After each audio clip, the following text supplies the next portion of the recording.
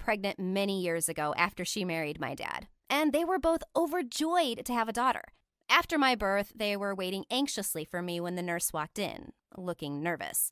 I'm not sure if you want to see her.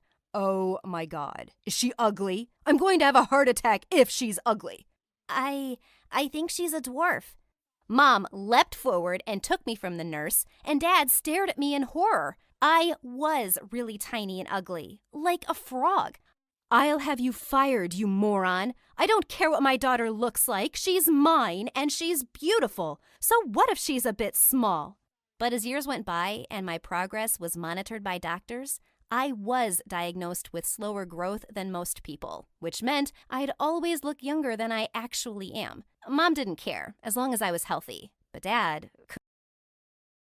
This boy lied about his age just to date me. Story time. So back when my cute self was a senior in high school, there was this new girl that came to our school. Long story short, me and her ended up becoming super close. I went to her house, spent the night. Her family loved me. I mean, why wouldn't they? Anyways, she had a brother. We're gonna call him Binky. Me and Binky got pretty close. Now I want you guys to keep in mind, Binky didn't go to my school because their parents were divorced. So the sister who I was friends with lived with her mom, and Binky lived with his dad who lived in another city. But sometimes Binky would go to his mom's house, which is how I met him. Now that we got that out of the way, as me and Binky were getting closer, one day he asked me, "Hey, how old are you?" And I was like, "Oh, I just turned 17. How about you?"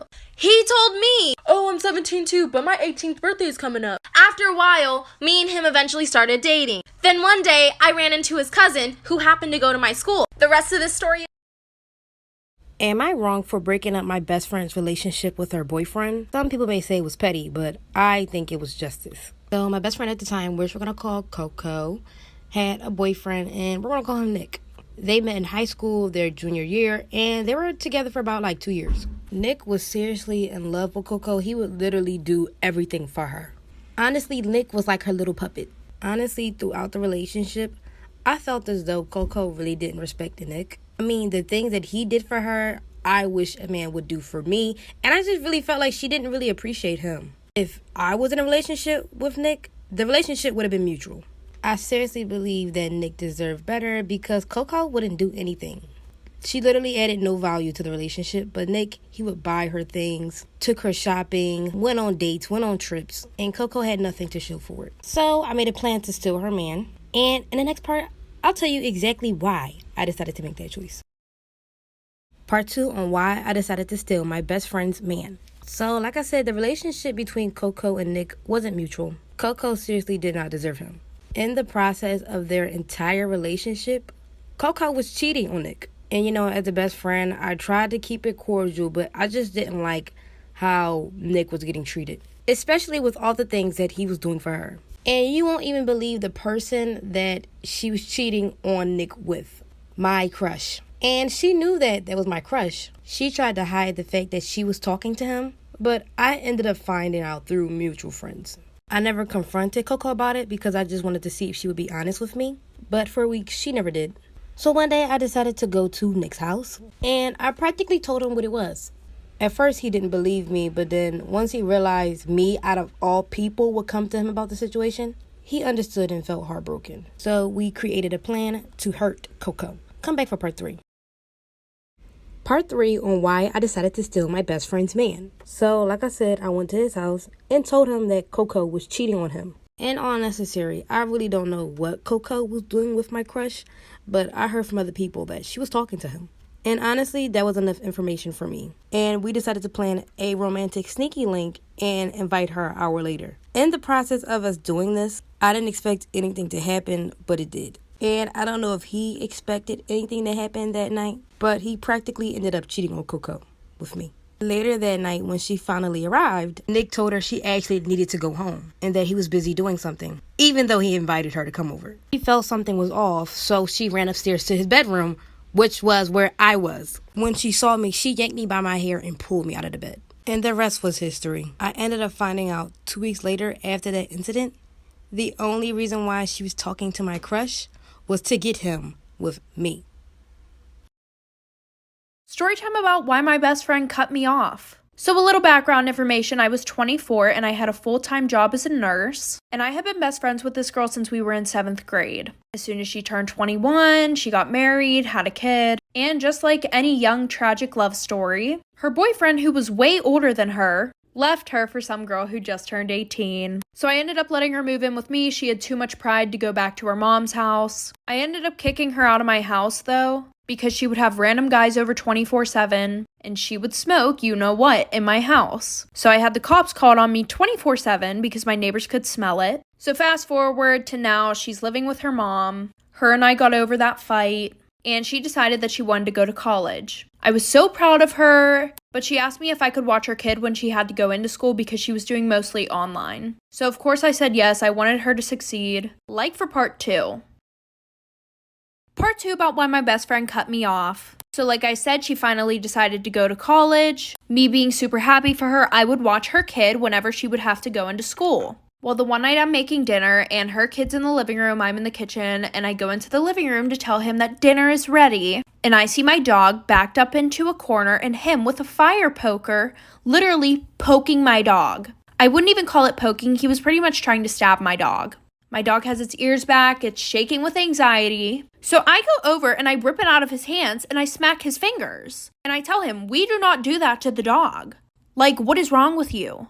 So my friend comes, picks him up. A few days later, she comes to drop him off again. And she says, hey, can I talk to you? I already knew what it was about, so I was expecting this. She was like, Gavin told me that you hit him last time he was here. And I was like, yeah, he pretty much was stabbing my dog.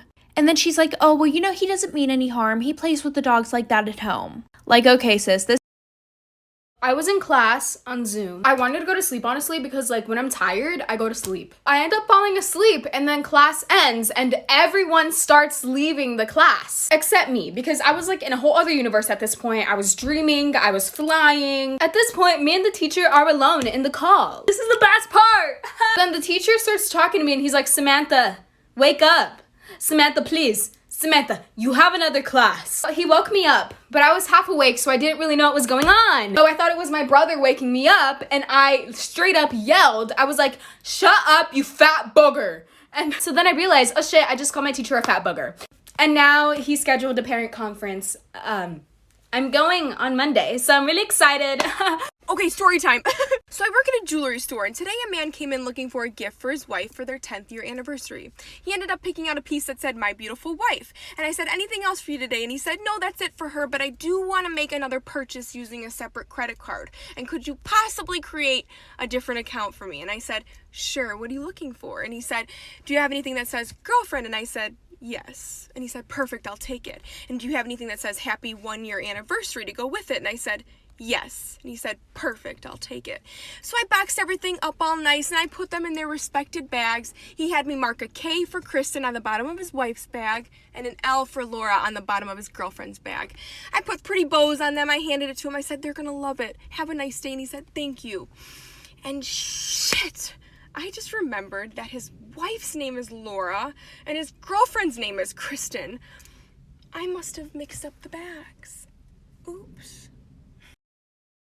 Okay, so story time. So basically one time in 5th grade, my dad took me to get breakfast from Dunkin' Donuts. We went there before school like always, and as we were there, this strange man outside was staring at me and like making faces. Super creepy. We didn't know him or anything, so we walked inside and I was kind of freaked out. I told my dad that I was creeped out by him and he told me that nothing bad was gonna happen. Or so he thought. So we got our foods and we ate it. Everything was fine, you know, chill. After we were done, we got up to leave. The man was gone by now, so I felt better But then on the way to my school, I saw him walking on the sidewalk. Like, I figured he was going to his house or, like, somewhere else. When we got to my school, no one was outside. It was kind of weird. We went to open the door because my dad was a part of the PTA, so he came in with me. The door, for some reason, was locked. My music teacher out of nowhere ran out and brought us inside quickly. She told us that our whole school was on code red. Scary. And that a man was in our school, so we went inside and I went and hid in the music room. Like for part 2. Storytime about how my boyfriend and best friend were sneaking around behind my back. So a little background information, I was 15 and in 10th grade. So my mom and dad were split up and I was pretty much allowed to do whatever I wanted because of that. So I was dating this boy named Jacob. Well, my best friend Alice literally hated him. Like low-key, every once in a while, she would try to break him and I up. And when I would call her out on it, she would just deny it. Anyway, so the one day I didn't go to school because I was super sick. So the whole day I was trying to text Jacob and Allison, but nobody was answering me. Which was extremely weird because no matter what, Allison would always text me back. So after I knew the school ended, I went to Allison's house. Nobody was answering the door, so I used the spare key. I walk in and all I hear is a very loud banging coming from her bedroom. So I walk in, I see my boyfriend and her together, and then he starts saying that she drugged him. So I went on his phone, I see a bunch of old text messages between him and her, and them exchanging pictures. And then sis wants to start giving me an attitude, so I punched her in the face, and then I left and I don't talk to either of them. This is the true story of the Nutcracker. We've all heard of this story. Some might have even gone to see it live, but the true story is very horrifying. It starts with a young girl named Marie. She receives a Nutcracker for Christmas, which her brother breaks trying to crack a particularly large nut. She patches the doll up with some ribbon from her dress until her clockmaker godfather can properly fix it up. That night, while everyone's asleep, Marie sneaks back downstairs to be with the Nutcracker. But as the clock strikes midnight, things go from a mildly creepy doll obsession to a full-blown horror movie. Rats pile up into the house from nowhere, led by the 7-headed Mouse King. Yeah, a mouse with 7 heads. Then Marie herself is shrunken into a mouse size. It gets crazier. Like for part 2. This is the true story of the Nutcracker part 2. Okay, so boom, like I said, Marie herself shrunk into a mouse's size after rats piled up everywhere, led by a 7-headed Mouse King. But lucky for Marie, the other dolls, which were soldiers, sprang to life and started battling the rats. And the soldiers are led by none other than the Nutcracker. It doesn't go too well for the dolls until Marie takes off her slipper and chucks it at the Mouse King, distracting him long enough for the Nutcracker to kill him. Marie passed out, and when she wakes up normal sized, the room is a complete mess. And there are 7 tiny crowns scattered around her. Years later, Marie professes her love for the Nutcracker and that night finds herself doll size again. But this time it's permanent and she spends the rest of her life living with the Nutcracker.